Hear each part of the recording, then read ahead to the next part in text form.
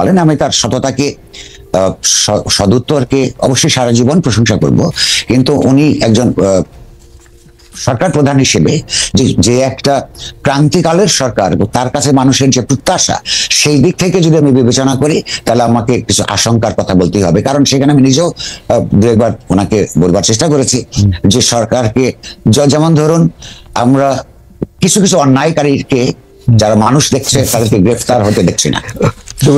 রাষ্ট্রের সরকারের ওই চোখ নাই নাকি যে দেখার ক্ষমতা না?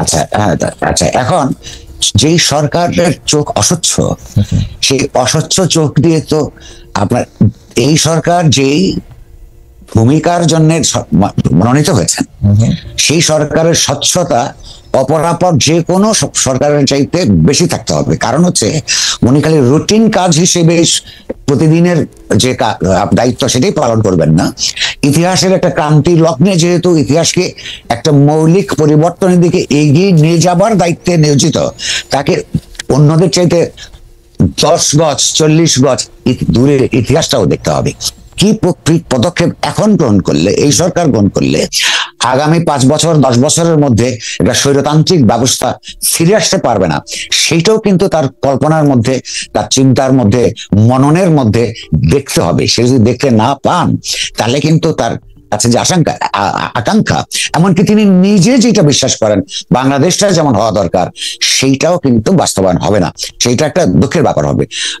ওই তখন আমি যেটা বলেছি, প্রকাশ্যে এখনো বলছি, এই সরকারের মধ্যে সুশীলতার সমস্যা আছে। কখনো কখনো রাষ্ট্র চালাতে গেলে অন্যায়কারীদের বিরুদ্ধে কঠোর হতে হয়। সেই কঠোরতার আপনার একটা দিকে তাদের কোনো পদক্ষেপ দেখছি না, তাতে কিন্তু মানুষের ক্ষতি হচ্ছে, অধিকাংশ মানুষের ক্ষতি হচ্ছে। এইটা যদি তারা উপলব্ধি করেন এবং স্বচ্ছতা আনানোর জন্য নিজেরা চিন্তাশীল হন, দৃষ্টির, রাজনৈতিক দৃষ্টির, অর্থনৈতিক দৃষ্টির, সবচেয়ে বড় কথা বাংলাদেশের অতীত ইতিহাসের দিকে তাকিয়ে বাংলাদেশের স্বাধীনতা যুদ্ধের যে মৌল চেতনা, একটা সমতা ভিত্তিক সমাজ, অর্থনীতি, সমাজে ন্যায় প্রতিষ্ঠা, মানুষের নাগরিক মর্যাদা প্রতিষ্ঠা, এগুলোর কথা মনে রেখে সেই স্বাধীনতা সংগ্রামের ধারাবাহিকতায় সেইগুলো প্রস্তাব বাস্তবায়নের জন্যই এই দেশে বারবার সংগ্রাম হচ্ছে। তার মধ্যে সর্বশেষ সংগ্রাম কিন্তু তারই অংশ।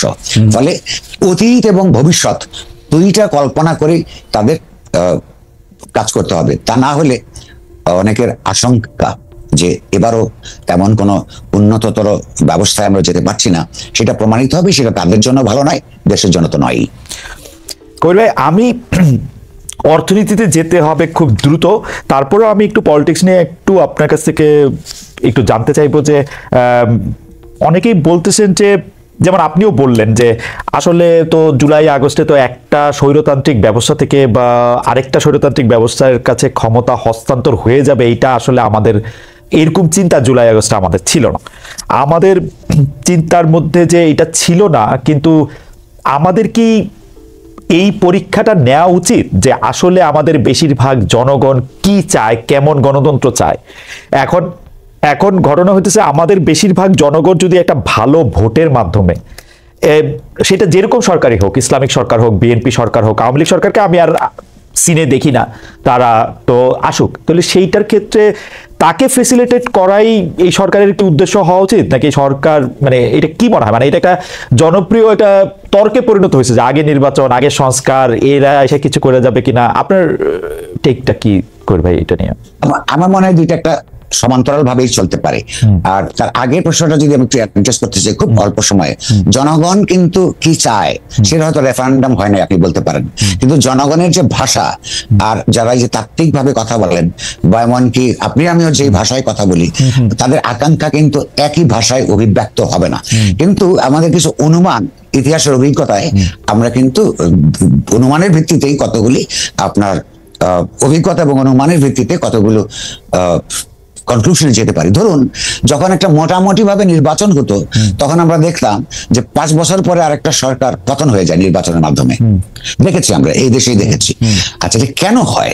তার মানে হচ্ছে হয় যে সরকারের কাজে মানুষ সন্তুষ্ট থাকে না। তো সরকার কি ধরনের কাজে সন্তুষ্ট থাকে না, সরকারগুলো কি ধরনের কাজ করে? প্রথম কথা হলো জনগণকে সরকার পাত্তা দেয় না, এখানে জবাবদিহিতার ব্যবস্থা নাই। অর্থাৎ একটা দেশে গণতন্ত্র আছে কিনা একটা পুরনো কথা যদিও, কিন্তু অনেক পুরনো কথাই নতুন ভাবে আসে এবং নিরন্তর বলে যেতে হবে। সেটা হচ্ছে যে গণতন্ত্রের সরকার কিনা, গণতান্ত্রিক সরকার কিনা, তার দেখার অনেক মানদণ্ডের মধ্যে একটা হচ্ছে সেই সরকারটি জনগণকে ভয় পায় কিনা। জনগণকে যদি সরকার ভয় না পায়, বুঝতে হবে সেখানে গণতন্ত্র অনুপস্থিত। আর জনগণ যদি সরকারকে ভয় পায়, তাহলে বুঝতে হবে যে ব্যবস্থা অলরেডি স্বৈরতান্ত্রিক, এখানে কোনো গণতান্ত্রিক ব্যবস্থা নাই। তো মানুষ এমন সরকার চায় না বলেই যাকে ভয় পেতে হবে, এ কারণেই সুযোগ পেলে বদলে দেয়। এখান থেকে আমরা ধরতে পারি যে এই দেশের মানুষ বারবার আন্দোলন করেছে এমন ধরনের একটা সরকারের জন্য যেখানে জনগণের কাছে তার একটা রাজনৈতিক, অর্থনৈতিক, সাংস্কৃতিক জবাবদিহিতা থাকবে। অর্থাৎ না থাকলে তার আবার পরের বছর ক্ষমতায় না আসবার ভয়টা সরকারকে থাকতে হবে। তার জন্য তো নির্বাচন ব্যবস্থা পরিবর্তন আনতে হবে। আর আপনি কি বিশ্বাস করেন? আমি করি না এমন কোন রাজনৈতিক দল যে নিজ গণতান্ত্রিক নয়, যার নিজেদের নেতৃত্ব গণতান্ত্রিক নির্বাচনের মধ্য দিয়ে আপনার বিকশিত হয় না বা প্রতিষ্ঠিত হয় না, সেই দল কিংবা একটা পরিবারের মধ্যে যে একজন যদি নেতা থাকেন, নারী হোক পুরুষ হন, তিনি যদি পরিবারের সদস্যদের সঙ্গে মৌলিক সিদ্ধান্তগুলি আলাপ আলোচনা করে না নেন, তার মতো লোক দিয়ে একটা গণতান্ত্রিক ভাবে সংসার চালানো কিংবা একটা রাষ্ট্র চালানো সম্ভব কিনা? তাহলে যেই সংস্কারের কথা আজকে উঠছে, গণতান্ত্রিক সংস্কার, তার মধ্যে ওই প্যাকেজের মধ্যে রাজনৈতিক দলগুলিকেও তার নেতৃত্ব নির্বাচনের ক্ষেত্রে, আপনার নির্বাচনের ক্ষেত্রে বাধ্যবাধকতা, আইনগত বাধ্যবাধকতা তৈরি হতে হবে। কিংবা এককেন্দ্রিক ক্ষমতা, যেমন ধরুন আমি এই জায়গাটাই বুঝতে যেতেছিলাম যে আমাদের জনগণ কি ওইটা চায়। আমাদের জনগণ যদি ওইটা চাইতো, তাহলে তো যে মোটামুটি ভালো নির্বাচনের কথা আপনি যেটা বলতেছেন, সেই ক্ষেত্রে মোটামুটি ভালো দল তো এখানে রয়েছে বাংলাদেশে, ওদেরকে তো আমাদের জনগণ ভোট দেয় নাই, ওদেরকে জনগণ ভোট দেয় নাই। আপনি পরিবার বলেন, অগণতান্ত্রিক ভাবে নির্বাচিত মাধ্যমে যেই সব দলগুলি ছিল ওদেরকেই ভোট দিছে। আমরা তো আমাদের এমপিদের কাছে ওয়েস্টমিনিস্টার আমরা বলি, কিন্তু আমাদের জনগণটা কি তাই চায়? আমরা তো একটা এমপি চাই আমার মেয়েকে 10,000 টাকা দিবে বিয়ের সময়, আমার ছেলেকে 5,000 টাকা দিবে এটার সময়, গরু জব করে খাওয়াবে 150। তো আমার চাওয়াটা তো আপনি যদি এখন ঠিক করে দেন কবির ভাই, তাহলে তো আমি একটা আদর্শ হয়তো পাবো, কিন্তু এইটাকে আমাদের জনগণ চাইতেছে কিনা সেইটা আমার একটু বুঝতে। আমার মনে হয় চাইছে বলেই যখন পায় না, তখন সে তার নগদ সুবিধাটা দেখে। সে যখন জানে যে ভোটের আগে আমি প্রার্থীর কাছ থেকে যেটুকু পাওয়ার পাবো, এরপরে সে আমাকে পাত্তা দিবে না, তখনই সে হচ্ছে পয়সাটা নিয়ে নেয়, ভোট প্রসেসটা করাপ্ট হয়ে যায়।